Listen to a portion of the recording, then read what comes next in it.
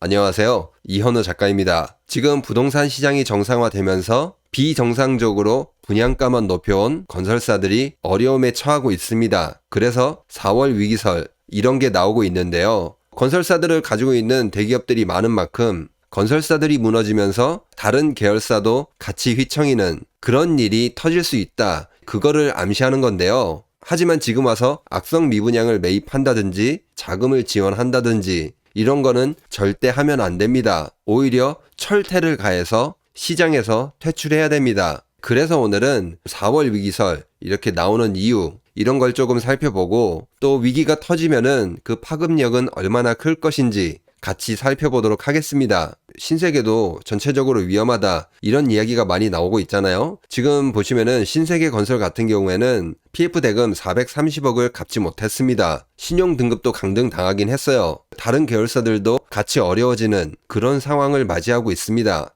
지금 신세계건설뿐만 아니라 다른 데도 비슷합니다. KCC건설 여기도 본사 건물을 담보로 600억 넘게 대출을 받았다고 합니다. 그런데 이미 1,500억을 담보로 대출을 받았는데 또 대출을 받은 거예요. 지금 자금 상황이 심상치 않다 그 말입니다. 그리고 시장에서 돈을 빌리기 어려운 만큼 이렇게 담보를 맡기지 않는 이상은 신용으로 돈을 빌리는 게 지금 어려운 상황인 거예요.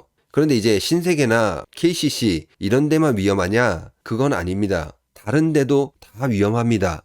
사실상 우리나라의 대기업들은 거의 다 위험하다고 보시면 됩니다. 왜냐면은 우리나라 대기업들은 대부분 건설사를 하나씩은 계열사로 두고 있기 때문이에요. 그래서 우리나라 대기업 건설사 채무 보증액이 2022년 9월 기준 250조라고 합니다. 우리나라는 계열사들이 다 연결이 돼 있기 때문에 건설사가 한 군데가 돈을 갚지 못한다. 이렇게 되면은 다른 계열사까지 위험해질 수가 있습니다. 신용 등급을 강등당한다거나 건설사에서 보증을 섰잖아요. 다른 계열사가 대신 갚아야 되는 그런 일도 생길 수 있다 그 말입니다. 그러니까 건설사들이 어려워지면 어려워질수록 대기업 전체 어떻게 된다는 거예요? 휘청일 수 있다 그 말입니다. 이러니까 4월 위기설이 나오는 거예요. 그리고 2024년 같은 경우에는 회사채 만기가 70조가 돌아옵니다. 회사채, 전체 회사채 다 합친 것입니다. 회사채 같은 경우에는 만기 연장을 하면 되기는 해요. 그런데 이제 문제가 생기죠. 과거에는 저금리였잖아요.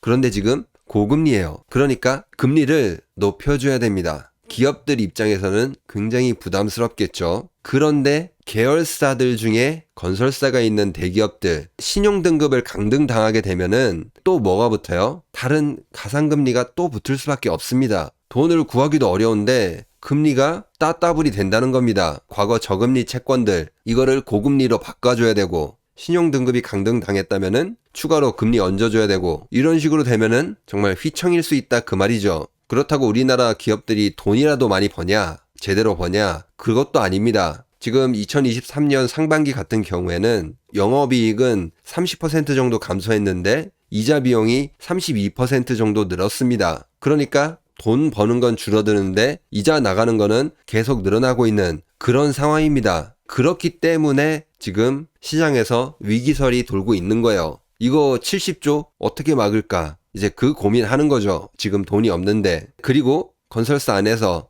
자체적으로 해결이 안 되는 그런 일들이 계속 발생하고 있기 때문에 다른 계열사들도 긴장할 수밖에 없습니다. 그러면 이제 정부에서 도와줄 것이냐? 이런 거를 살펴봤을 때 요즘 들어서는 정부가 도와주는 것에 대해서 그렇게 지원을 많이 못하고 있는 상황입니다. 당연히 정부도 돈이 없기 때문에 다 도와주기는 어려울 것입니다. 정부에서 PF 대출 보증을 해주겠다 이렇게 이야기를 했는데 실제로는 원래 계획했던 것의 3분의 1밖에 하지 않았습니다. 돈이 없었다고 보는 게 맞는 거죠. 그리고 이제 자꾸 정부에서 다 도와준다, 돈 다 메꿔준다 이렇게 말하시는 분들이 있는데 2012년도에도 100대 건설사 중에 24곳이 망했습니다. 극동건설을 인수한 웅진그룹, 여긴 법정관리도 갔어요. 금호아시아나그룹, 워크아웃하고 LIG그룹, 여기는 오너들이 구속당하고 이런 일이 있었습니다. 지금 이때하고 거의 비슷하게 흐르고 있습니다. 지금 훨씬 더 심각한 게 2012년은 저금리 시대였습니다. 그런데 지금은 그때와 정반대로 고금리 시대입니다. 그리고 이제 PF 브릿지론 상황 요걸 조금 보도록 할게요. 브릿지론이 제일 위험하다 이야기가 나오고 있는데 토지를 매입하고 본 PF로 넘어가야 되잖아요. 분양이 안 돼서 본 PF로 넘어가지 못하는 비중, 이런 것이 엄청나게 늘어나고 있습니다. 2023년 9월 기준 기간이 2년이 넘어가는 것들, 이게 50%가 넘어가고 있습니다. 거기에 스톱이 돼 있는 거예요. 그러면 이제 빌려온 돈은 어떻게 돼요? 돌려줘야 됩니다. 그런데 돌려주기가 쉬울까요? 사업한다고 갖다 쓰고 뭐 한다고 갖다 쓰고 다 썼기 때문에 사실상 돌려줄 돈이 없을 겁니다. 이렇게 되면은 그냥 많은 토지들이 경매로 넘어가게 될 것입니다.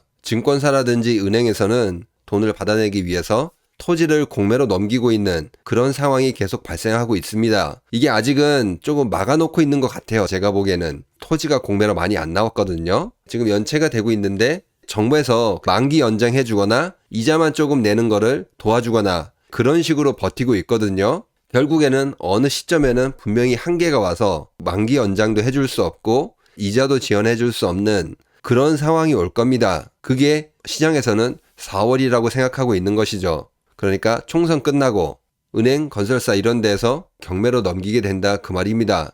그동안 분양가에서 40%를 가까이 차지한 땅값이 급격하게 하락을 하게 될 것입니다. 서울 같은 경우에는 분양가의 50%가 땅값이다. 지금 이렇게 계산되고 있거든요.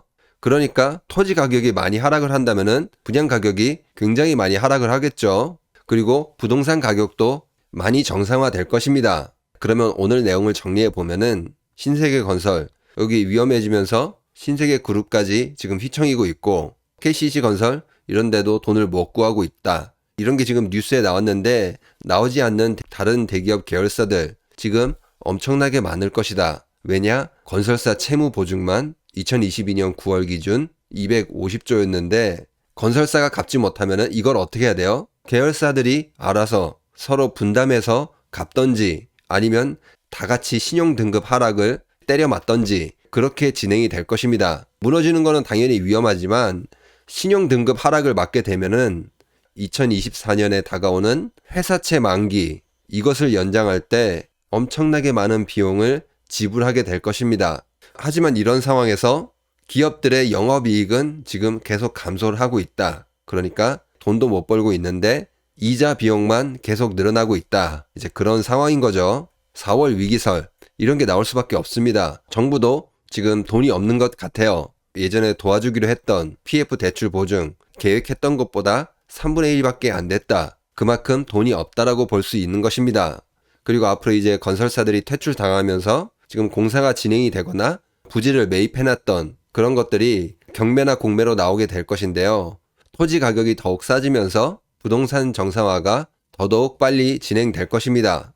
그러면 오늘 영상은 여기서 마치도록 하겠습니다. 구독과 좋아요, 알람 설정, 그리고 응원의 댓글은 영상을 만드는데 많은 힘이 됩니다. 감사합니다.